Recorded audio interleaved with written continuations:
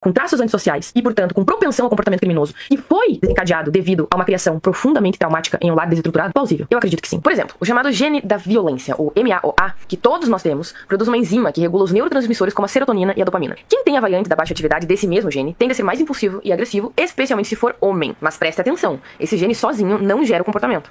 O ambiente familiar e social contam bastante, e em contextos seguros a tendência praticamente não se manifesta. Então aí nós temos um exemplo claro de como a genética cria disposição, mas não destino. Mas a provocação é, qual foi a escolha de quem nasceu com a variante desse gene em um ambiente violento? Nenhuma. A questão é, será que tu se sentiria tão compadecida e seria tão condescendente com esse homem, facilmente entendido como um misógino, matador de mulheres pardas, pobres, mães solteiras, da mesma forma que tu se compadece e é condescendente moralmente com esses faccionados lá em cima do morro que estão sendo mortos agora pela polícia? Eu duvido muito. Agora imagine o comportamento, ou o ato mais vil, covarde ou destrutivo, seja ele individual ou coletivo. Imaginou?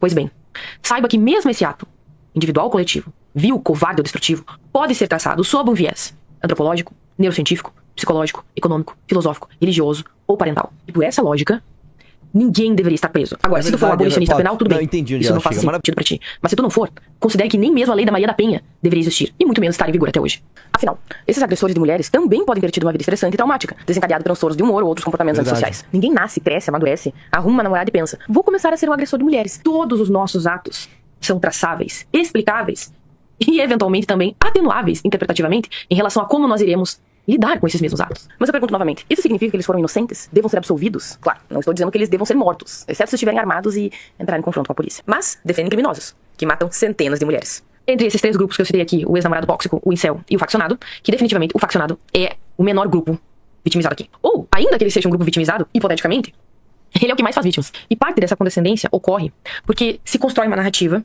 que cria inúmeras situações hipotéticas possíveis que poderiam ter acontecido caso a realidade tivesse sido outra. Ok? Eu concordo que inúmeras pessoas poderiam simplesmente jamais ter entrado pro crime se tivessem nascido, sei lá, na Suíça, tivessem tido outros pais, que tivessem estudado em outras escolas. Mas a questão é que daí nem seriam mais elas, seriam outras pessoas. Considerando a realidade tal qual ela é, nós podemos concluir que devemos julgar as pessoas a partir do que elas de fato fazem.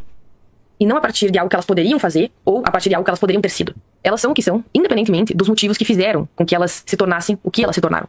Imagine só, se uma pessoa vencesse o Nobel por algo que talvez ela tivesse descoberto em química. Imagine uma pessoa ganhar uma medalha de primeiro lugar numa Olimpíada por ter quase competido. Isso é um absurdo, né? E qual a razoabilidade de absolver uma pessoa de um crime que em determinada situação alternativa ela não teria cometido? Aceite, existem pessoas que são, de fato, irrecuperáveis.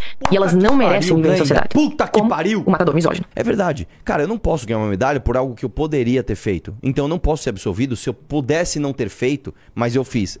Mano, que lógica maravilhosa. Pact. Mandou muito bem, parabéns. Deixa o like antes que a onça perca a paciência. Para mais conteúdo como este, siga Onça Amarga.